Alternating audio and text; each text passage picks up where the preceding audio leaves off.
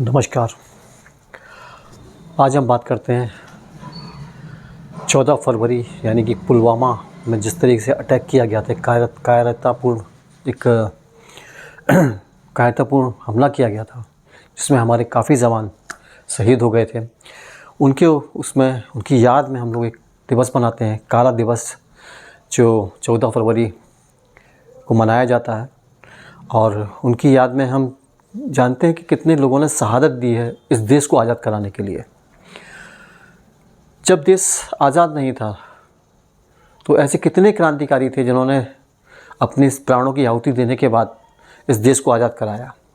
उसके बाद सारी बागडोर भारतीय इंडियन आर्मी के उसमें हो गई, और इंडियन आर्मी ने किस तरीके से देश पे सुरक्षा व्यवस्था बना के रखी है, पूरा बॉर्डर एक तरीके से कंट्रोल करके रखे हैं, और किसी भी विदेशी ताकत को हिंदुस्तान में आने के लिए इजाज़त नहीं दी है।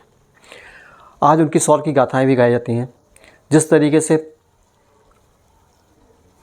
जो पहले शहीद हुए जो क्रांतिकारी लोग थे, जिन्हें एक लाल किले में जेल में रखा गया था, तो उनके लिए अलग चाय बनाई जाती थी। एक तरफ हिंदू चाय और दूसरी तरफ मुसलमान चाय, और वो आवाज़ लगाई जाती थी कि हिंदू चाय और मुसलमान चाय। लेकिन वो चाय लेने के बाद क्रांतिकारियों ने एक नया तरीका अपनाया कि ऐसे तो डिवाइड एंड रूल वाला सिस्टम हो गया, दोनों को बांट दो। तो उन्होंने क्या किया कि एक बड़े बर्तन में सारी चाय इकट्ठी मिलाई और फिर आपस में बांट ली।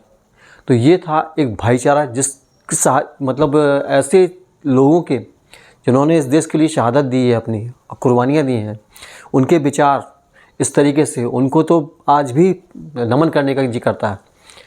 वैसे ही आज़ादी के दीवाने आज भारतीय फ़ौज में भी हैं। जैसे सेम मानेक शॉ जी हुए, जगजीत सिंह अरोड़ा जी हुए, कैप्टन हमीद हुए, उसका शैतान सिंह हुए, सोमनाथ शर्मा जी हुए। ऐसे कई वीर जिनकी आज भी लोग पूरी गाथाएँ गाते हैं, और भारतीय जो सेना है उसमें जो शौर्य के प्रतीक माने जाते हैं। ऐसे जांबाज आज भी भारतीय सेना में हैं, और वो अपनी जान की बाजी बॉर्डर पर खड़े हैं, अपनी जान प्राण को आहुति देने के लिए।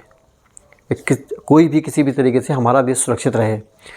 उनको ये चिंता नहीं है कि देश में क्या हो रहा है, उनको सिर्फ ये चिंता है कि हमारी सीमाओं की सुरक्षा कैसे होगी।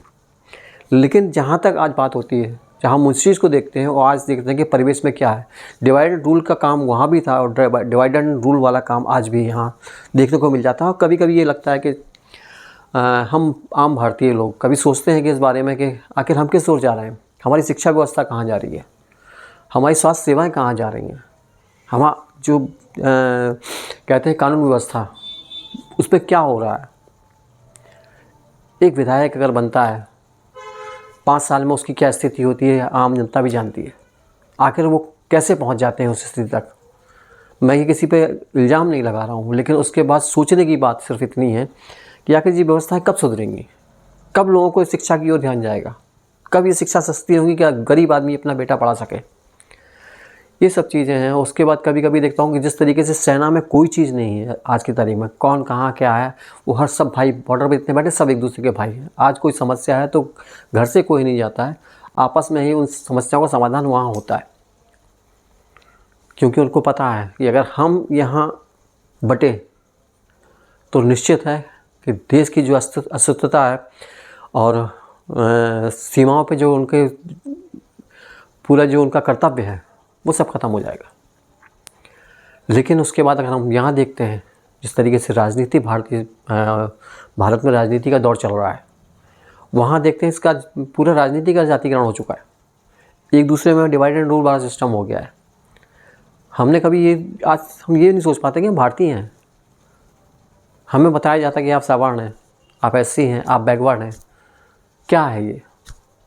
आखिर हैं तो हिंदुस्तानी, है तो भारतीय। ये चीज़ आज की युवा वर्ग को समझने की ज़रूरत है। अगर वो नहीं समझेगा तो भविष्य में क्या होगा, इसका जवाब हम लोग खुद नहीं दे पाएंगे अपने बच्चों को। हम क्या छोड़ के जा रहे हैं इन बच्चों के लिए, भविष्य क्या दे के जा रहे हैं। तो बस जो चीज़ें थी कि कैसे आज़ादी मिली हमको, आज हम भगत सिंह जी को याद करते हैं, आज हम चंद्रशेखर जी को याद करते हैं, हम आज महात्मा गांधी जी को याद करते हैं।